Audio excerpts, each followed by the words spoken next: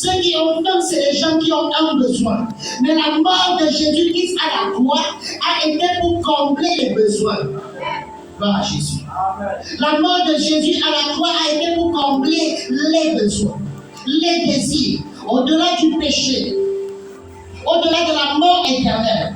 Parce qu'il n'est pas seulement mort pour nous sauver, pour nous donner la vie éternelle, mais c'était également pour notre bien-être sur la terre. Et c'est pourquoi la parole de Dieu montre ces deux dimensions. Et c'est pourquoi la parole de Dieu dit que ceux qui ont faim soient rassasiés et que ceux qui cherchent Dieu s'élèvent. Gloire à Jésus. Amen. Tu n'es pas dans cette salle. Amen. Donc, si tu as un besoin physique, la mort de Christ à la croix te donne la solution à ton problème. Amen. Dans ta marche avec Dieu, tu sais Dieu en célébrant. Et tu as le cœur. Voilà pourquoi il est mort. Voilà pourquoi il a mis ta place. Gloire à Jésus. Et nous avons vu également la dernière fois. Je vais lire encore le texte. Avant de donner ce que le Seigneur a prévu pour nous ce soir. Je veux vraiment que tu comprennes. Laisse-moi te donner un conseil. Chaque fois que tu viens à la rencontre de Dieu, cherche plus à le connaître qu'à recevoir. Amen. Tu ne m'entends pas. Amen. Je dis cherche plus à connaître Dieu qu'à avoir la solution. Amen. Parce qu'avoir la solution au problème n'est pas connaître Dieu.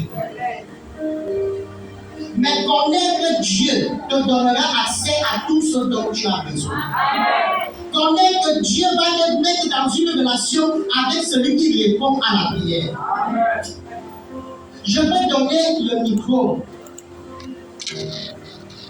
Donne à papa, par exemple. Il veut le micro, donne-lui. Alléluia. Il peut avoir ce micro sans être en contact avec moi. Et qu'en est-il si je suis proche de lui et j'ai le micro de moi, qu'est-ce qui se passe? Je ne sais pas si tu as compris ça. Ton problème, c'est que tu cherches ce que Dieu veut donner, mais tu ne cherches pas à connaître Dieu lui-même qui donne. Tu cherches à voir ce que Dieu veut donner, mais tu ne cherches aucune relation avec le Dieu qui donne. Et Dieu qui a toujours cette vie, si Dieu veut à lui, ça coule. C'est ça qui dit. Ça coule.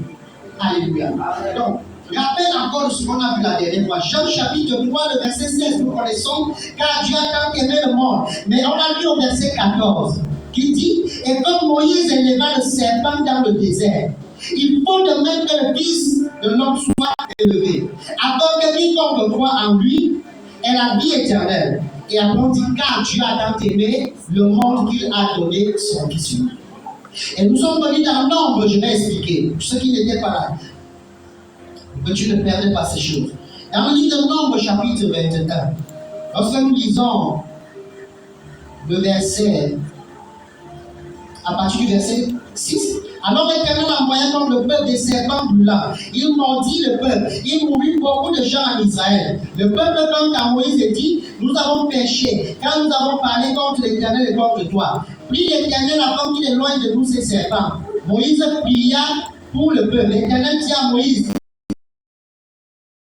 et place-le sur une perche. Quiconque aura été mordu et le regardera conservera la vie. Alléluia. Moïse fit un serpent de l'air et le plaça sur une perche. Et quiconque avait été mordu par un serpent et regardait le serpent de l'air conservait la vie. Regardez ce que Dieu dit. Ce que Jean nous amène à comprendre. Jean dit que dans le désert, quelque chose s'est passé. Les serpents ont commencé à mordre. Alléluia. À mordre. Et les gens ont commencé à mourir à cause de la morsure. Et lorsque le peuple est venu vers Moïse, Dieu a dit à Moïse, prends un serpent d'airain. Donc, travis-toi un serpent. Mets-le sur une perche. Celui qui peut conserver la vie, regarde au serpent d'airain, il conserve la vie. Amen. Et la Bible déclare que c'est de la même manière. Le monde aujourd'hui étant sous l'influence. La Bible a dit dans Genèse, le serpent qui est le diable mort. Aujourd'hui, le monde aussi ayant été mordu, Dieu a envoyé son fils, le même processus. Il faut aussi qu'il soit élevé, c'est pour ça qu'il a été placé à la croix.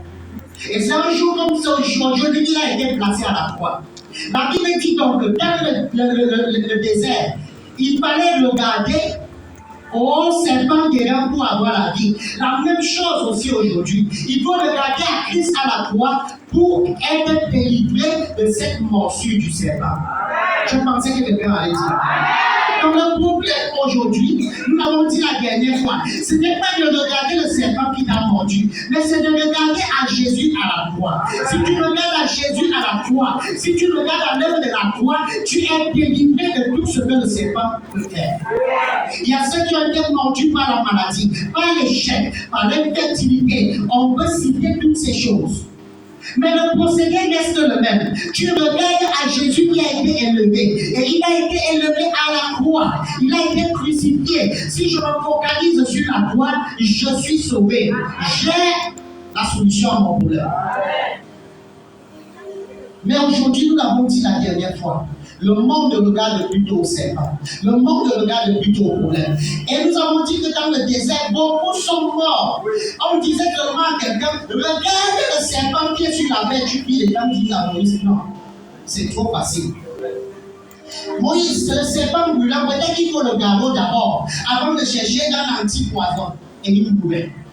La condition était simple. Regarde au serpent, et c'est la même chose aujourd'hui.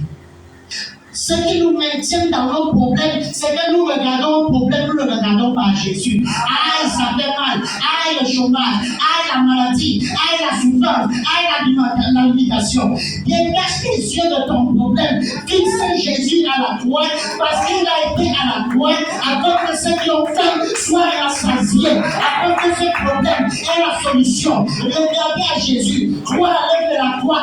Accepter, c'est facile. Le problème est fini. Mais non, refuse. Comme dit, je n'ai regarder à mon problème. Et tous nos combats spirituels, c'est combattre le serpent. Tu n'as aucun combat à faire avec le serpent. Tu écrases la tête du serpent parce que ta position en Christ est élevée. La terre est son marchepied. Nous sommes assis avec lui dans les lieux élevés. Et le serpent est ici en bas. Donc notre position, c'est de l'écraser. Il n'y a pas de combat à faire. Il faut regarder à Christ. Tu as la solution. Le grand aujourd'hui, c'est qu'on a une situation, on est tellement concis. Les gens qui veulent sacrifier une simple image. Comment Moïse, le serpent, me mord et tu prends une image. Peut-être les gens ne connaissent pas les là. Mais non, même quand on fait un truc en aluminium, je vais prendre l'exemple que tu comprennes. On fait un serpent en aluminium, il n'est même pas réel, il ne vit pas. Un serpent vivant, brûlant, venimeux, me mord. Et tu me dis de regarder juste une image. Sens. Et c'est ça aujourd'hui. Les liens de famille, les limitations, même si c'est ton grand-père qui a attaché, si tu acceptes l'œuvre de la croix, ça n'aura aucun effet. Ça l'effet, tu refuses de regarder ça.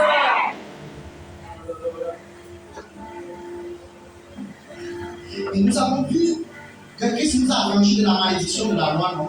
Nous avons vu la malédiction de la loi là. Il n'y a pas de temps pour lire tout ça. Nous avons vu que Christ nous a affranchis de la malédiction de la malédiction de la loi. Galates chapitre 3, verset 14. Je veux que les gens qui n'étaient pas là comprennent que tu es dans des combats aujourd'hui. Tu dois lever tes yeux. Tu dois croire. Vous savez, les gens n'acceptent pas ça. Si tu viens à l'église, le pasteur te dit crois que ce que Jésus a fait à la croix amène la malédiction de ta famille. Tu ne crois pas. Parce que tu sais, les gens ne se marient pas chez nous. Hein. On ne travaille pas. Tu sais pas ce par quoi ils sont passés.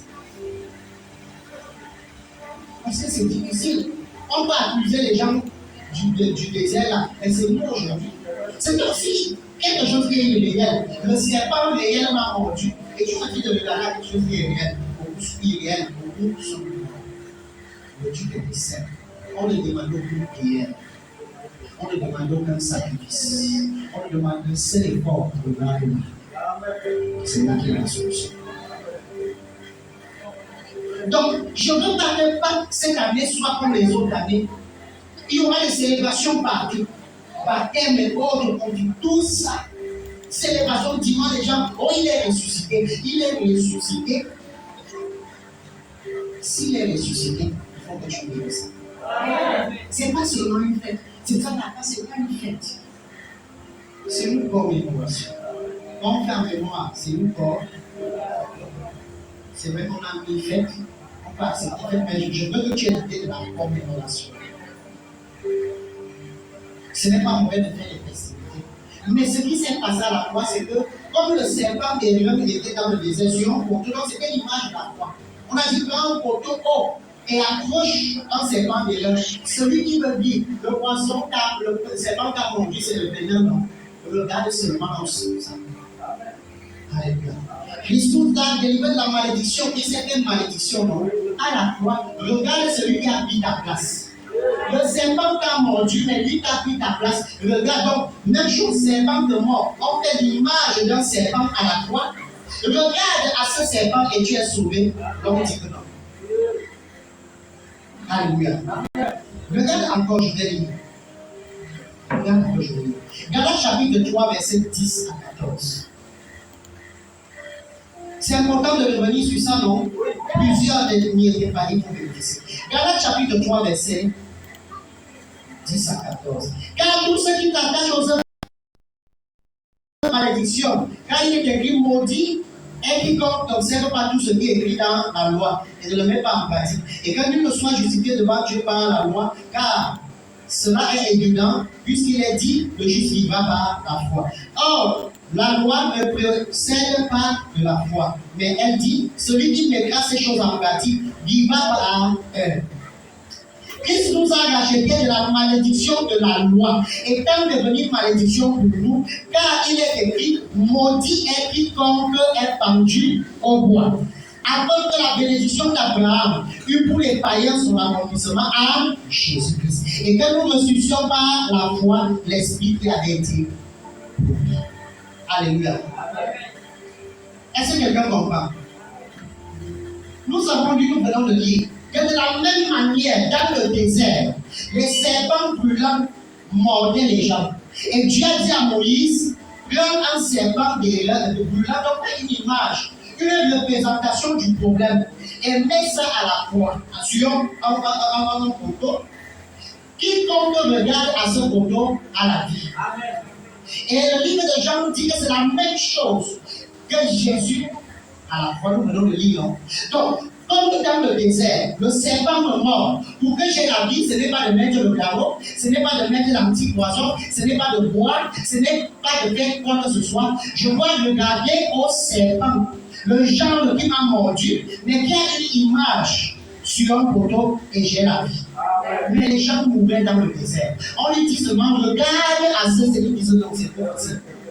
Comment un serpent m'a mordu Moïse, au lieu de nous donner l'anti-poison, au lieu de nous donner quelque chose qui combat le venin, au lieu de dire même qu'attache d'abord le garrot, le temps qu'on réfléchit, tu me dis, les gens mouraient parce qu'ils regardaient à la morsure. C'était difficile de regarder. Et la Bible dit que c'est la même chose que Christ a fait. Christ a d'abord pris notre place. Il est devenu malédiction. Et il est allé à la croix. Et aujourd'hui, on dit, regarde à la croix, ton problème est résolu. L'homme dit que non, je regarde à mon problème. Je le disais dernièrement, si nous comprenons le message de la croix, il n'y aura plus un service de délivrance à l'église. C'est la vérité, je dois te dire ça en tant que pasteur. Il y a les services de délivrance et les choses des familles qui attachent les gens, ils refusent de regarder à Jésus. Quand tu crois ce qui est à la croix, c'est même si on a dit qu'il n'y a pas de croix dans ta famille, ça n'a aucun effet sur celui qui a cru à Jésus. Mais c'est difficile à croire. C'est difficile à croire. Tu dois dire que même si dans ta famille on a fait quoi? Même s'il y a quelle sorcellerie, même s'il y a quelle ligue, si tu crois que Jésus a bien payé, ça n'aura plus d'effet, tu vas être pasteur. Tu connais même ce qu'il y a chez nous. J'ai prié, j'ai fait le tout, tu ne sais pas ce que j'ai bien fait. Je ne veux pas savoir ce que tu as fait. Croix de Christ a tout accompli à la croix. Et ça n'aura plus aucun effet sur toi. Et c'est ça la réalité. Maintenant, nous venons de lire que Christ nous a affranchis de la malédiction de la loi. Galates chapitre 3, verset 13. Christ nous a rachetés de la malédiction de la loi, étant devenu malédiction pour nous, car il est écrit, maudit est quiconque est pendu au bois. Quelle est donc la malédiction de la loi? Allons rapidement. Et qu'est-ce que nous avons eu la dernière fois? Je vais te dire qu'est-ce que Jésus-Christ nous a délivré à la croix. Et tu vas voir, si tu connais ce genre de problème, sache qu'il a déjà annulé ça. Ça dépend de toi. Si tu veux aller dans les prières de délivrance, c'est ton choix, c'est ta décision. Nous, on est disposé, on va toujours prier, on va te poser les noms, on va faire. Et ça va prendre de temps, ça va porter ton problème. Mais c'est aussi facile de dire j'accepte ce que ça. C'est difficile à accepter parce que ça semble simple. Et c'est ça qui était à la croix. Au désert, non? Le serpent de mort, on fait l'image dans ses monts, il regarde seulement. Et c'est ce que la Bible a dit dans Jean. Jean chapitre 3. Les passages qu'on a vu la dernière fois, là, tu as ça. Positionne-toi déjà. Pendant que je lis ici, on dit, et comme Moïse, Jean chapitre 3, verset 14, avant Jean chapitre 3, 16, verset, tu as quand même écouté. Et comme Moïse éleva le serpent dans le désert, il faut de même que le Fils de l'homme soit élevé, afin que quiconque croit à lui ait la vie. Quelqu'un comprend? Donc, le monde dans le désert, le serpent mordait les gens. Et on a fait une image dans ces passions. Le serpent, comme c'était que ça fait à la fois. Tu regardes, tu es sauvé. Et c'était trop facile pour les gens. Ou si Moïse avait dit, buvez ça, pour être guéri, ils allaient vite accepter. Si Moïse avait dit, tourne 3 fois, tu regardes là-bas, ils allaient accepter. Si Moïse avait dit, 3 jours de jeûne, ils allaient accepter. Mais le gars, comme c'est difficile, il faut qu'on te donne un programme. Merci. Mais le choix, c'est l'œuvre de la croix est une réalité. Alléluia. Et on dit que c'est quand Dieu a donc aimé le monde qui a donné. Donc la même image du désert, c'est ça qui est aujourd'hui. Parce qu'on a dit le serpent, n'est-ce pas? On va la descendance de la femme. Aujourd'hui, le serpent, quel serpent a? Est-ce que c'est la limitation? Est-ce que c'est le non-accomplissement? Est-ce que c'est le célibat? Est-ce que c'est le chômage? Est-ce que c'est les malédictions? Est-ce que c'est les liens? Est-ce que c'est les auquel? On dit que ça arrive. Alors, tu vas écouter, qu'est-ce que Jésus a fait? Si ton problème est ici, et le problème de ta famille, là, c'est qu'on va dire, sache que Jésus a annulé. Mais tu peux choisir le chemin de la complication. Il n'y a pas de problème. Mais certains comprennent ça. Et ça n'agit plus. Amen. Alléluia.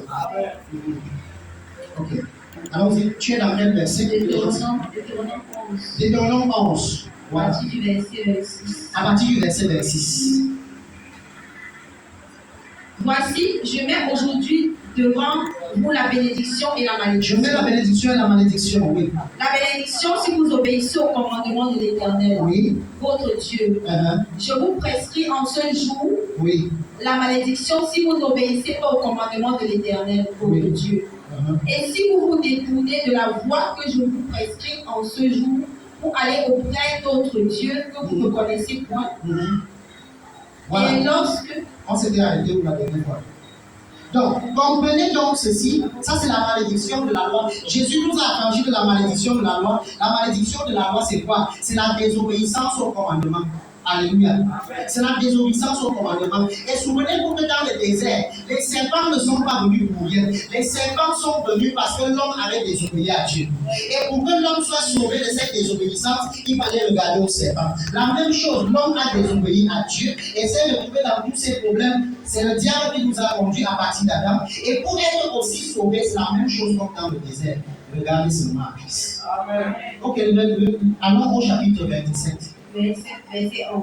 Chapitre 27, verset 11. Écoute bien les malédictions que Christ nous a infligées. Le même jour, Moïse donna cet ordre au peuple. Moïse donna cet ordre au peuple. Lorsque vous aurez passé le Jourdain, Siméon, Lévi, Judas, Issachar, oui, Joseph et Benjamin, oui, se tiendront sur le mont Garizim, oui, pour bénir le peuple. Oui. Et Ruben, Gad, Azel, Zabulon, Dan, Nephtali se tiendront sur le mont Ebal pour prononcer la malédiction. Oui. Et les Lévites prendront la parole et diront d'une voix haute à tout Israël. Écoute la malédiction dont Dieu nous a sauvés. Alors, Maudit soit l'homme qui fait une image taillée ou une image en fonte. Donc les gens qui ont des images là pour adorer, c'est une malédiction. Oui, alors verset 16, on va aller un peu vite, verset 16. Maudit soit celui qui méprise son père et sa mère. Si tu méprises ton père et ta mère, c'est la malédiction de la loi, tu es sous ça. Et la malédiction de la loi était contagieuse. Donc même si ton père a fait ça, ça te suit. Ok, allons-y. Maudit soit celui qui déplace les bornes de son prochain. Si ton grand-père est un voleur de terrain, la malédiction va avoir sur toi. Verset 18. Maudit soit celui qui fait égarer un aveugle dans le chemin. Le gars ne voit pas, tu le trompes. Maudit soit celui qui porte atteinte aux droits de l'étranger, de l'orphelin et de l'aveugle. Oui, verset 20. Maudit soit celui qui couche avec la femme de son père, car il soulève la couverture de son père. 21. Maudit soit celui qui couche avec une bête quelconque. 22. Maudit soit celui qui couche avec sa soeur, sa fille, son père ou fille de sa mère. Verset 23. Maudit soit celui qui couche avec sa belle-mère. Aïe. Verset 24. Maudit soit celui qui frappe son prochain en secret. Verset 25. Maudit soit celui qui reçoit un présent pour répandre du sang de l'innocent. Verset 26. Maudit soit celui qui n'accomplit point les paroles de cette loi et qui ne les met pas. Allons voir alors les conséquences de cette malédiction. Et tu vas voir que Christ a délivré de tout ça. Allons, les malédictions, maintenant, chapitre 28, verset 15. À partir du verset 15.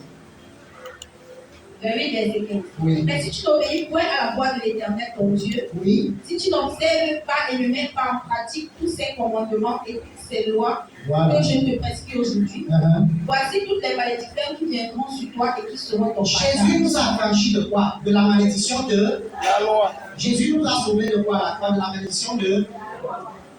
Tu vas éviter alors les malédictions.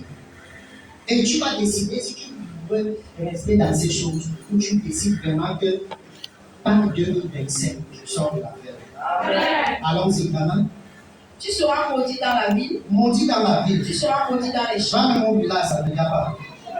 Oui, 17. Ta corbeille et ta huile seront maudites. Maudit pour ce que tu fais hier de marche. Oui.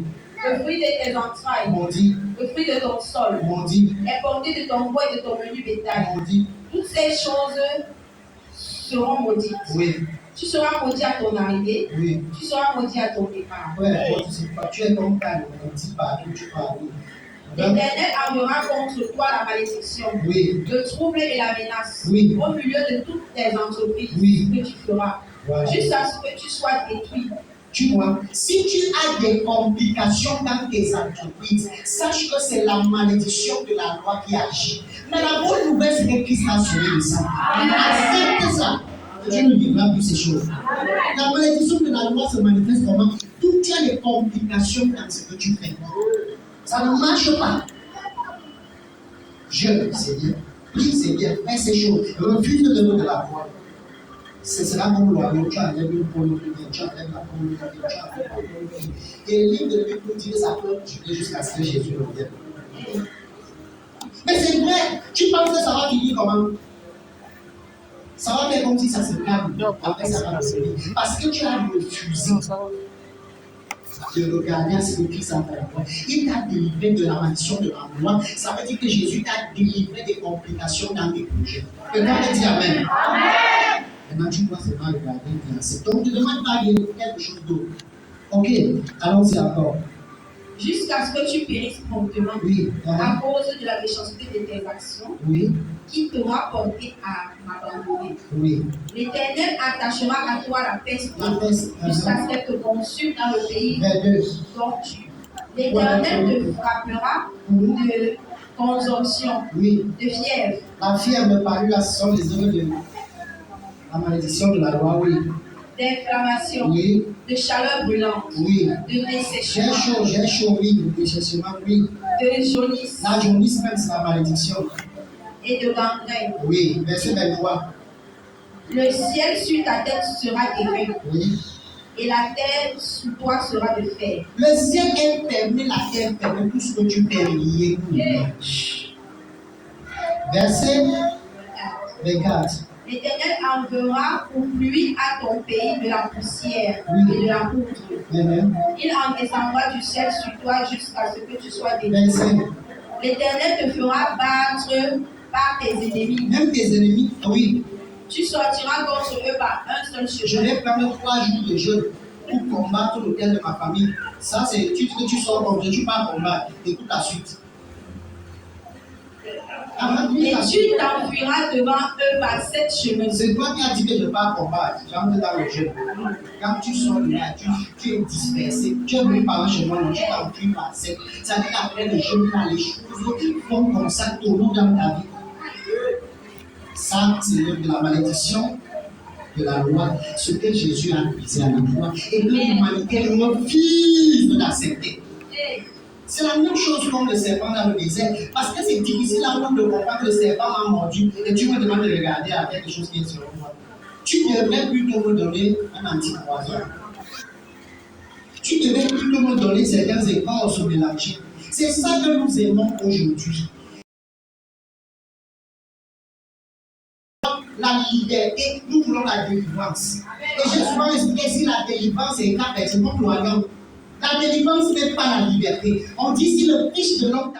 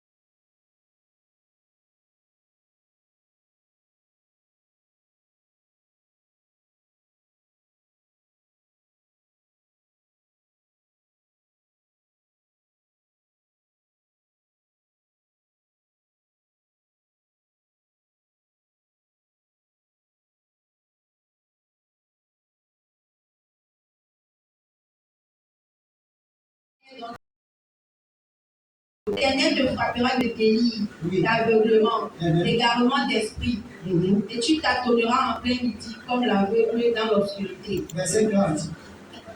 Tu auras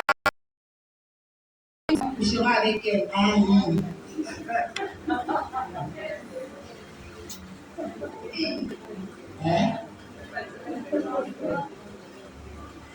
Verset 48. C'est Tu transportes. Si tu as ta femme, quelqu'un l'examine, c'est la malédiction de la loi. Oui, verset 28, 38. 48. Tu transporteras sur ton champ beaucoup de semences, et tu feras une faible récolte, car les sauterelles la deviendront. Tu investis pour moissonner. Verset 41. Tu engendreras des fils et des filles. Ils ne seront pas à toi, car ils iront en captivité. Les insectes prendront possession de tous tes arbres et du fruit de ton sol. L'étranger qui sera au milieu de toi s'élèvera toujours plus haut. Au milieu de l'angoisse et de la détresse, où te réduira ton ennemi, tu mangeras le fruit de tes entrailles, la chair de tes fils et de tes filles que l'Éternel ton Dieu t'aura donné. Donc, dans la sorcellerie, même si on commence à manger les gens, on a toujours la malédiction. Maintenant, on vient de dire que Jésus-Christ nous a affranchis de tout ça. C'est ça, c'était les malédictions de la loi, non? C'est tout ça, non? Est-ce que quelqu'un s'est reconnu dans ce qu'on a là? Les maladies, les difficultés, les blocages, les choses qui ne marchent pas. Jésus a payé ça à la croix. On te dit, regarde, crois en Jésus. Et je l'ai dit, nous ne cherchons pas Jésus, nous cherchons ce qu'il peut faire. Alléluia. Amen. Regarde, l'homme qui est parti au monde, nous avons la notion de on a persévéré, vécu, on se partage les amis. Mais c'est pour ceux qui ont fait soir, ceux qui cherchent Dieu, c'est bon. Je te dis la vérité. Et si tu crois en ces choses, de tout ton cœur, tu ne vivras pour ça. Et si ça vient, Jésus qui ne nous a pas dit que le serpent ne nous mordra pas. Il a dit que le serpent va mordre, non? Mais à chaque fois que le serpent me mord, au lieu de m'embrouiller de non, je regarde à toi la croix. Amen. Et j'ai la position. Amen. C'est ça. Quel est le serpent qui t'a conduit? Dans tout ce que nous avons vu là, effectivement, tous les problèmes des hommes que nous vivons, c'est le résultat de la malédiction de la loi. Et Jésus est venu bénir ça. Alors que ça donne. Peut-être tu as la force de bouger. Mais je vais te dire une chose. Ça vient de tourner.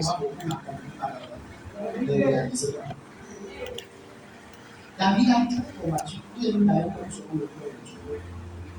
Quand il peut poursuivre le cœur de Dieu,